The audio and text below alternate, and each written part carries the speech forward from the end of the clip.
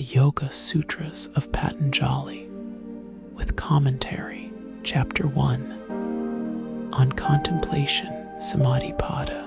Now, the exposition of yoga. Yoga is the cessation of the fluctuations of the mind stuff, then the seer, the purusha. The true self abides in its own essential nature.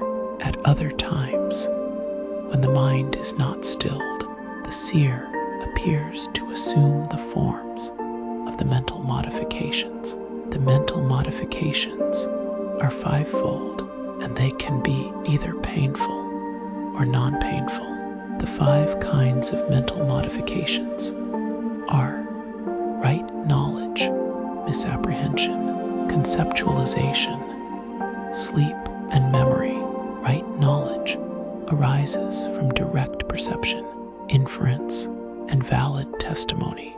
Misapprehension is false knowledge, not based on the true form of the object. Conceptualization follows from verbal delusion. It exists only in words and has no corresponding reality. Sleep is a mental modification based on the notion of non-existence. Memory is the retention of experienced objects. These mental modifications are controlled through practice and non-attachment. Practice is the constant effort to remain in that state of stillness. This practice becomes firmly grounded when cultivated skillfully, constantly, and with devotion over a long period of time. Non-attachment is the conscious mastery over cravings for objects that are seen or heard about.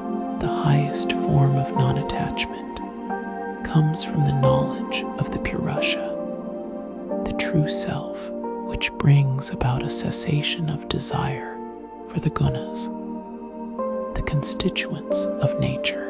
Samprajnata samadhi, cognitive or conscious contemplation, is accompanied by reasoning, reflection, bliss, and the sense of pure being.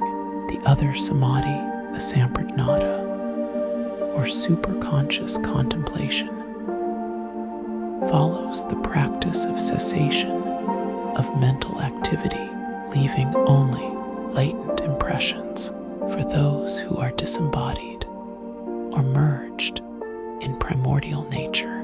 The cause of their lower samadhi is latent impressions from previous births. For others, this higher samadhi is preceded by faith, energy, memory, concentration, and wisdom. This samadhi is nearest to those whose desire for liberation is intense. There is further distinction based on the mild, medium, or intense nature of the effort, or samadhi is attained through devotion to Ishvara, the Supreme Being. Ishvara is a special purusha self who is untouched by afflictions, actions, their results, and latent impressions. In him is the unexcelled seed of all knowledge, being unconditioned by time. He is the teacher of even the ancient teachers.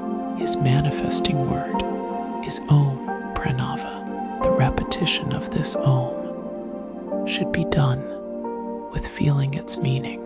From that practice comes the realization of the individual self and the removal of obstacles, disease, languor, doubt, carelessness, laziness, attachment to sense objects, false notions, failure to attain a steady state, and instability in maintaining that state. These are the obstacles that distract the mind. Pain, dejection, trembling of the body, and irregular breathing are the accompaniments of a distracted mind. For the prevention of these obstacles, the practice of concentration on a single principle, ekatatvabhyasa, should be undertaken by cultivating attitudes of friendliness towards the happy, compassion towards the suffering, joy towards the virtuous, and indifference towards the wicked. The mind becomes purified, or the mind is stilled, by the regulation of the breath, or the mind becomes stable through focusing on an object of sensory experience that brings steadiness, or the mind becomes serene by contemplating the effulgent light within, or the mind is steadied by meditating on the hearts of those who are free from attachment, or steadiness is attained by focusing on the knowledge derived from dreams and deep sleep, or steadiness is achieved by meditating on anything that is pleasing. The mastery of the mind extends from the finest atom to the greatest infinity.